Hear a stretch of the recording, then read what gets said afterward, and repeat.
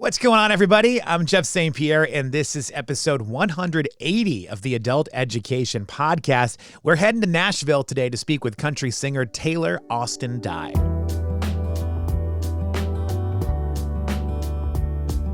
So, quick life update. If you've been following my journey over the last few months, you know that I was let go by my big major corporate broadcasting company, and I've been looking for a new job.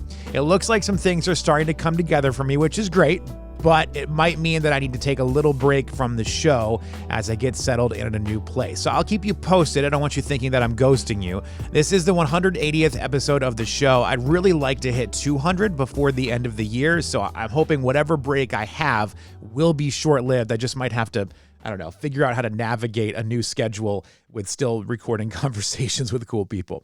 All right, now the business is taken care of. Let's dive into today's episode. The next few episodes, in fact, are going to be music related. I'm excited to share some stories from a few artists that I really enjoy, and we're going to kickstart that with Taylor Austin Dye. I don't remember. I've been thinking about this. I really don't remember what song was the first one of hers that I heard, but I do remember thinking there was something special about her, and I kept that name in my head, Taylor Austin Dye. Fast forward a few years, and I ran into her in Nashville. So back in March, a couple months ago, I was there for some potential job interviews or meetings, whatever you want to call them, during Country Radio Seminar, or what is known as CRS. There's this cool thing that happens during CRS where record labels will rent out suites in the hotel, and they'll have their artists pop in to do intimate acoustic performances. I got invited into the Red Street Records suite one night where Walker Montgomery and Taylor were performing. She did 3 songs, and I was just so blown away. I was hooked by what she was giving to us that night. There's no hiding when it's just you and a guitar and essentially a hotel room filled with random strangers you don't know. Most country artists I find are a bit protective about their songs. They can be a little vanilla sometimes. They're not trying to push any boundaries, I guess is what I'm getting at. Taylor is the opposite of that. She writes songs and sings about raw and honest things about life, and I appreciate that she doesn't hold back.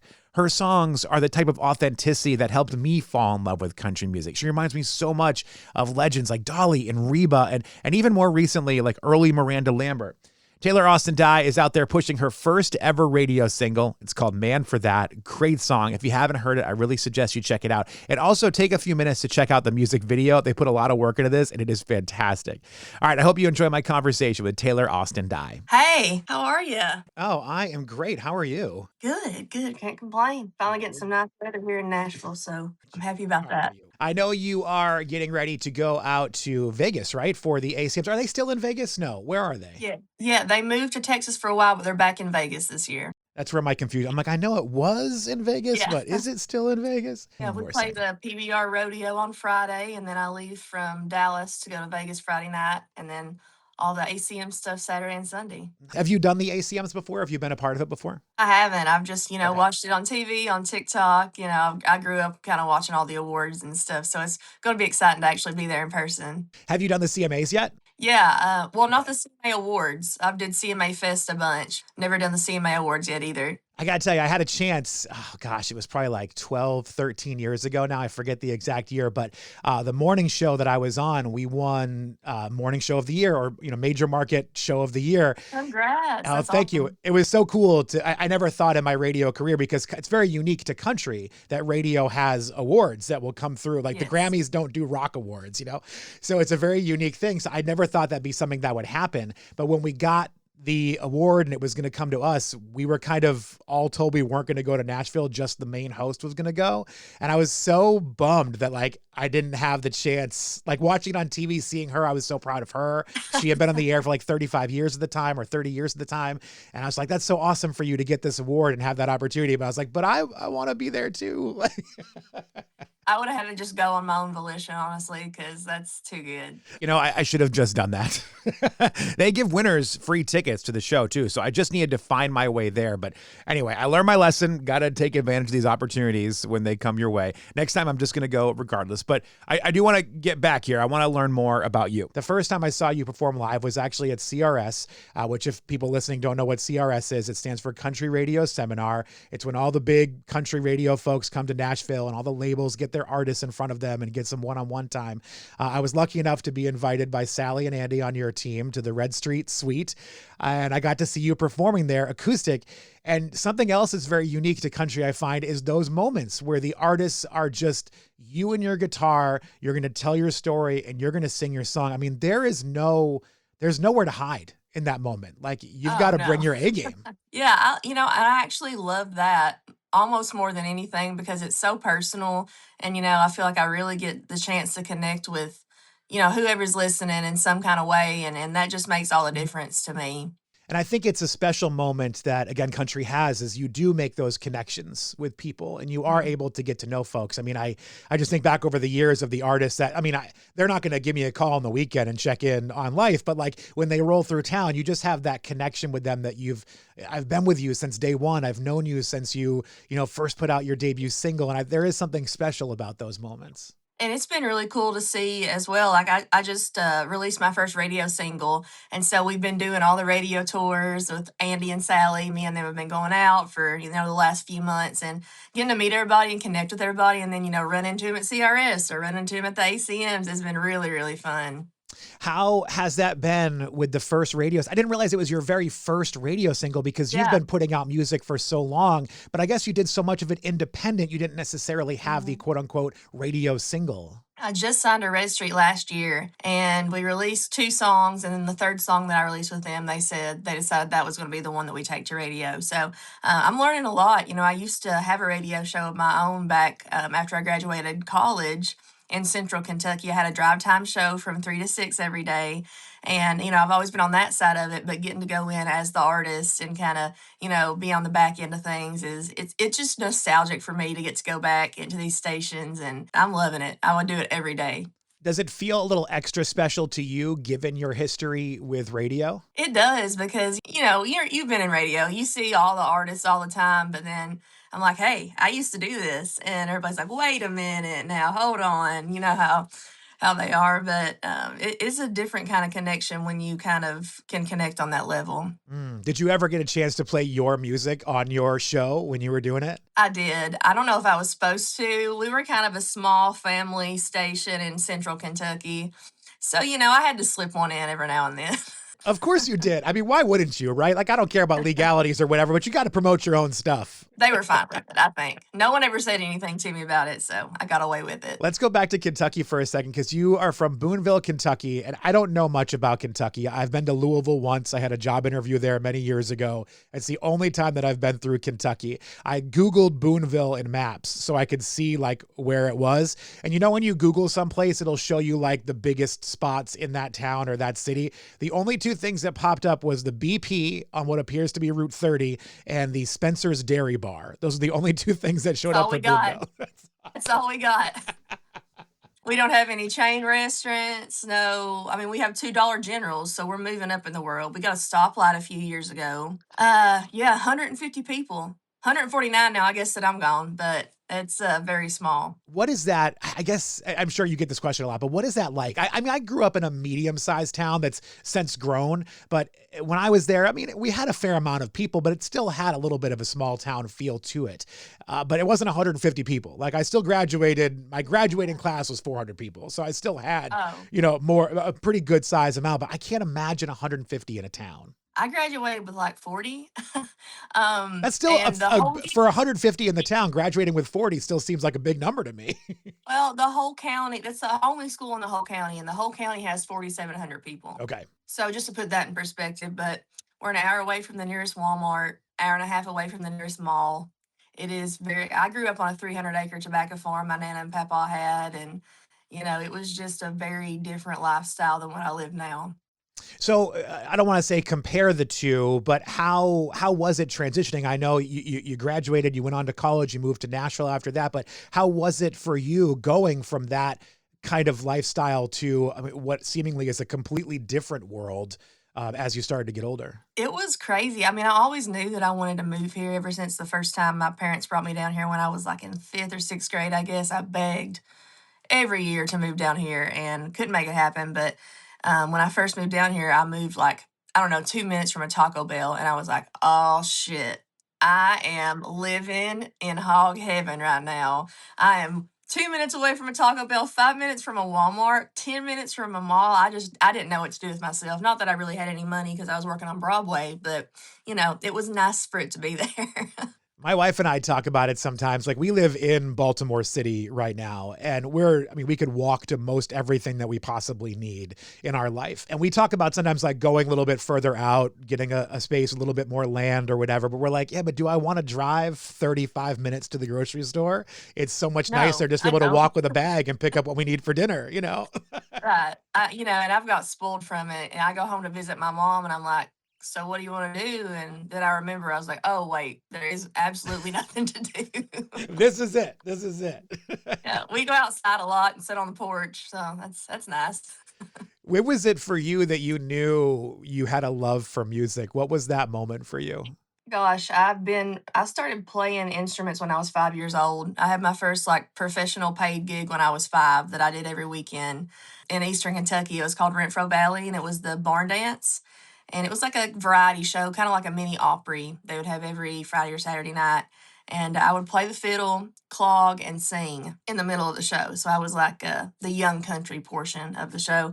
And so I've been doing that my whole life. And I just feel like there's never really been a time where I was like, do I want to do something else? I just have never really even had a plan B, to be honest. Were your parents or your family really into music, or where did you find the love? I mean, you were performing when you were five, but where did you know, oh, this is what I want to do? I'm an only child, and neither of my Okay. parents nor grandparents or anybody liked music. I just had some severe, like, social anxiety when I was really young. So when I got sent off to kindergarten, I had a meltdown for like several hours of the day. And there was a man come around with a guitar, and he was the artist in residence for our county.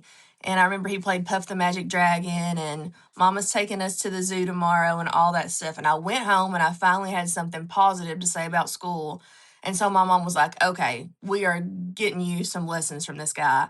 And he taught me by ear all growing up. Oh, that's so cool. I remember, I don't know if he's still on the label with you, but there was a guy, Ryan Larkins, and Oh, he's great. yeah, he's such a nice guy. What a kind human being. But he came through, I think with Andy, maybe with, there was a label rep named Emily at the time, but I had them come by my daughter's preschool. And I was just like, you know what? I want to try something different instead of you coming into the office and playing in our conference room. Would Ryan be open to playing to some kids? And they were like, well, Ryan's got like 34 children of his own. Yeah, So he he would does. love this. And it worked out to be so good. And just the kids were so like, enthralled by him standing there with the guitar and Oh, playing the yeah. hokey pokey or whatever. And that story that you just said just immediately brought me back to that. And I hope that there are children that walked out of that moment thinking like, wow, I want to try that. I want to learn how to play guitar. It's so awesome to do that. Like I actually, after I graduated out, I was briefly part of the Kentucky Arts Council, and it's the same thing. I went around to all different schools in Eastern Kentucky, and I taught traditional Appalachian music and traditional Appalachian dance.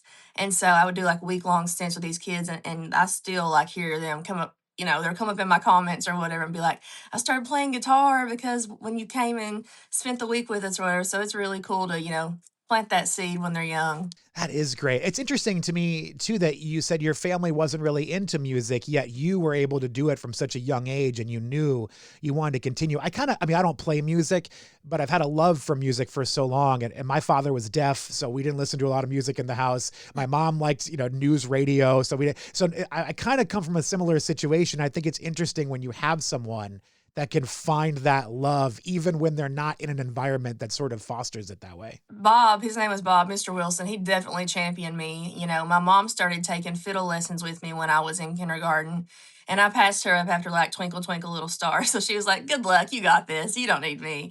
But yeah, that my mom definitely fostered my love of it, and she's still my biggest supporter to this day. Nashville sounds like it was always the goal for you, but you did go to college. Was there ever like a backup plan when you were in school? Because I guess you could learn about music in college, but was there something else you were learning? Like, well, maybe if Nashville doesn't work out, I could be an accountant or something. Honestly, I majored in classical vocal performance Okay. and business, and I was one class away from a German minor. So Whoa. take that as you will. That's not something you hear I very found often. Owsley County, Boonville was, the poorest county in the whole nation growing up when I lived there. And so I was able to get some really good scholarships as a first generation college student. And I was like, I want to go to Nashville, but I'd be crazy not to take this opportunity. So I did it, graduated in 3 years, and came here. Your first move into Nashville, did you go straight to Broadway? Were you like, this is where I'm going to basically live my life from now on, is on Broadway? Or did that sort of happen by accident? Well, it did happen by accident. I came down in late 2017, and I played a talent show that they were having in Margaritaville. And it was like, for money, you got first, second, third. I was like, all right, I was like, you know what? I'll sign up for it. I'll do it. And so I go to this talent show. It's on the second floor of Margaritaville. The manager that does the hiring for the residencies there was there at that talent show. She saw me play and approached me after the show and was like, "Hey, we got a spot for you. We would love to have you. Here's my card. Call me if you're interested." And I tried to play it cool, but I was like, "Okay, this is it. This is it. I can do this." So, the beginning of 2018, I called her up and I was like, "Hey, I'm here. When can I start?" And that's kind of how I got started on Broadway. There's an interesting mindset, and there are differing opinions about this. I've talked to artists on both sides of the aisle. There are artists like you that went to Nashville, got their start on Broadway, and there are other artists that sort of poo-poo that, and they don't go to Broadway. They try to stay as far away from it as possible. Did you find yourself with any pushback as you started to really try to make your career in the music industry, not just performing on Broadway, but like breaking out, getting on the radio? Did you find any pushback to the fact that you were doing all this on Broadway? The way that my career in that aspect has worked out has been really lucky, and it's been great because I started playing there, like I said, late 2017, 2018. I played there 2 years, and honestly, at that point in my career, I was not ready to be signed to a label. I was not ready to have a publishing deal. I was just kind of still getting my feet wet. I didn't know how anything in Nashville worked. I had a good head in my shoulders, and I was a hard worker. But then, I played 2 years on Broadway, and then COVID hit. And so I had no other choice but to take a different direction. And so that's when I started posting on TikTok and all my originals on there. And I kind of had some virality through TikTok. And that really, I think, changed the course of how my career has played out. I find the TikTok thing to be so interesting because I just can't think of a better marketing tool right now. Like, I remember when MySpace became a thing. Like, I'm a little bit older than you. Yeah. So MySpace was our thing coming out of college, and just bands that I had loved. I kind of grew up in the punk rock scene, and bands that I loved started to gain all this popularity because they were people that never would have experienced, a tiny basement show in somebody's house or a punk rock club show. Like, they would never have set foot in a place like that. Now we're hearing a song that they were like, oh my gosh, I actually really love this. And I think there's something about TikTok that's so fascinating because there's a lot of people that maybe would never identify as being a country fan, but they'll come across your song and go, wow, this chick is awesome. And I love that. This is amazing. And I think that's such a great opportunity. There's just so many users. The reach of TikTok is unlike anything that we've seen in music, because, in the 90s, you had to get signed to a label. They decided what goes in the Walmart shelves, and, but now it's somebody, I've had my songs go number one in like the Netherlands, and I'm like, that is crazy. And there's just so many people from all over the world now. I went to Denmark last year to play, and everyone knew my songs, and I was like, this is nuts. And without TikTok and Facebook and all the socials, I don't think that would be a possibility. There's a girl, I don't know if you know her, but it's a girl named Erin Kinsey, and apparently she's huge in Norway. Yeah. So she like goes to Norway all the time to do tours. And I'm like, just so random. Like, good for you. It. Yes. I think about how we used to joke about this. I would always say, like, I'm obviously not a musician. I'm not a major artist, but I'm like, to me, if I were Kenny Chesney, right? Like, even if it was just an acoustic tour, I would 100% go to the UK, go over to some places in Europe. Cause I know his whole thing is I can't tour there because it's not cost effective for me to go over there and bring my stuff. But like, why not just go bring a guitar and a couple of friends and just have some fun and play for the audience that doesn't ever get a chance to see you, right? We went and I just did the same thing. I did a little acoustic thing. Me and my husband plays drums, so he brought his cajon, and we just kind of did that, and it translates just as well. I mean, well, like I said, I've had my Broadway. I've kind of cut my teeth on the whole acoustic thing, and then building up to the full band. So I will never poo-poo on Broadway. Just so you know, I think it helped me a lot, but there's just something, and going back to CRS, so intimate and nice about that just acoustic setting. Yeah, and I guess the Broadway experience, I think you can definitely credit to having the comfort level because I've definitely met a lot of artists over time working in country radio that will come in to do the conference room performances, the introductory thing, and they feel so I'll never forget. And this is not talking smack about him because I think he's a talented guy, but Brett Eldridge was so uncomfortable in that setting when he came around on his radio tour. He couldn't make eye contact, and I was actually I was worried at first. I'm like, man, this guy is so talented. His voice is killer. He was playing that song Raymond at the time. And I was like, this song is amazing. What a great story. It's beautiful. But I was like, I don't know if this guy's got the stage presence. Like, I don't know if he's going to be able to handle being on that. Now, thankfully for him, he grew and he got used to it. But I would think Broadway would be that place where you can get up there. I mean, you're playing to people that are just there hanging out in Nashville. They might not know a single thing about country music or anything. They're drunk. They're handing you $20, asking for, I don't know, Semisonic just because they're like, I got to hear some. And you got to try to work on the fly with that. That to me is the best training you could possibly have. And two, that was the only job that I was working. So if I didn't work the crowd and like get a good crowd response and like talk to people and learn how to work the room, I was not paying my bills that month. So that really put a fire under me to like work on my stage presence. And I think to this day, it's been the most helpful thing that I've done. You were performing in 2018 and 2019 primarily on Broadway. What was the song that the people tended to ask you the most for? Well, I feel like it always goes back to the same Wagon Wheel. Yeah. Yes. Freebird. At that time, I think it was Girl Crush and maybe that song from A Star Is Born too. Oh my God. Burning House. Yeah, a lot of those like Big Stay by Sugarland. That's not really during that time, but I would always get that one requested. So I've got a whole backlog in my pocket now from, the years that I've done that. So it's fun to pull those out sometimes. Were there any you were like, no, absolutely not? Man, I got so tired of playing Jimmy Buffett songs. I can only imagine. I actually got in trouble because, we're playing at Margaritaville and someone was like, play come Monday. And I was like, no. I just said flat no. And they were like, we need to talk to you. And I was like, oh, shit. That's actually a good question because last time I was in Nashville was about a year ago. I usually come down for the St. Jude Rock and Roll Marathon. I couldn't make it down this year, unfortunately, but we were at Morgan Wallen's bar and watching a band perform. They sounded great. And I was wondering, are they required to play a certain amount of Morgan Wallen songs per hour? And since you played at Margaritaville, was there like a requirement? They were like, okay, you got to play at least, or like how many times do you have to play 5 o'clock somewhere? Or what, like, was there a list of you have to do relax this? with it, but if someone requested it, you had to do it. Well, when I played at Casa Rosa later, there were people that we couldn't play, and a lot of rules that we had to follow, which was very interesting. I'd never had that happen, but a lot of the bars have started doing that now. So it's interesting to see how things have changed. That is so interesting.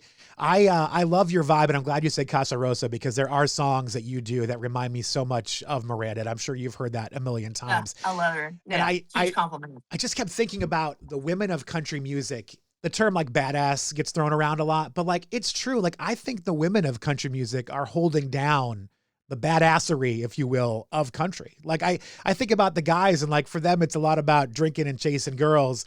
And for the women, it's like, here's what I'm going to do. I'm even your latest single man for that. Like I can do everything on my own. Like I'm going to kick some butt out here. And like, it's really the ladies that are holding it down, I think right now. It's super empowering to see, starting out with really Lainey was kind of one of the ones that broke the ceiling in the first place. And then Ella, I'm just talking as of recently. Of course, you've got your Mirandas, and I'm a huge fan of Ashley McBride. She's such a sweet person and just all around good. But all these women that are just coming out and killing it, I think that we're seeing a resurgence of that 90s women powerhouse that we saw make its way back around. And thank God for that. How has the response been for Man for That so far for you? It's so much fun.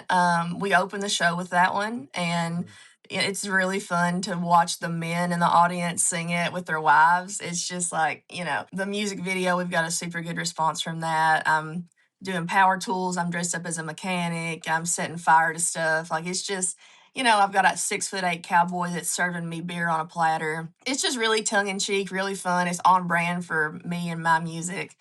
And we're planning on putting out a lot of music this year. So got one coming out next Friday, actually. Oh my gosh, I can't wait. I love that you're like kind of on a roll right now. I love that Red Street seems to be picking up some steam too, because the team behind the scenes that people don't see, I have such great respect so hard. for so many of them. They're just fantastic people. The artists on the label, I think they've got such a wide range of a roster that brings something together. And I love that you've been able to be a part of this. So, okay, new music coming out. The song comes out next Friday, which is Friday, May 22nd. I don't know when people are listening to this episode of the podcast. It might already be out at this point to when you're listening, but Friday, May 22nd, new music. You're going to the ACM Awards this weekend. I don't want to get ahead of ourselves here, but I do have a good feeling that we're going to hear your name next year. Yeah, I don't know. I just see big things coming your way. And I don't want to jinx it here, okay? I don't want to jinx it, but I just have this gut feeling that when the nominations for the ACM Awards for next year start to roll around, I think we're going to be seeing Taylor Austin Dye popping up on some of these nominations. I don't,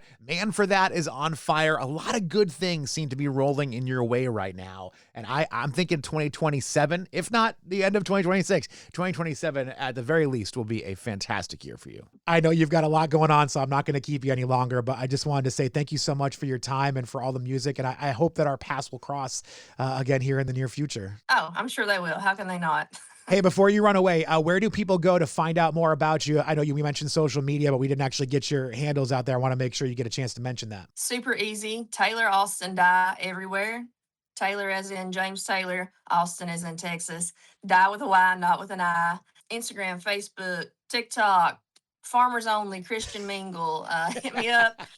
I'm going to go ride a mechanical bull for some content, so you'll be seeing that on there. If you go to my page. This is the content I need more of in my feed. I need more mechanical bull riding. Well, Taylor, listen. Thank you for having me. I appreciate you so much. I love you. I appreciate you. And like I said, I hope we cross paths again, and good luck with everything. Right. See you soon. Big thanks to Taylor Austin Dye for her time again. I am just so looking forward to seeing what happens with her over her career the next couple of years. I think she's going to have some big stuff coming her way. Don't forget the brand new single, Man for That, is out there now. She also mentioned in our conversation she's got a new song coming out Friday, May 22nd, which is 1 week from the day this interview is being posted. So that's coming out very soon as well. So keep your eyes open for that. Until next time, thank you so much for listening to the Adult Education Podcast. I appreciate your time. Be well.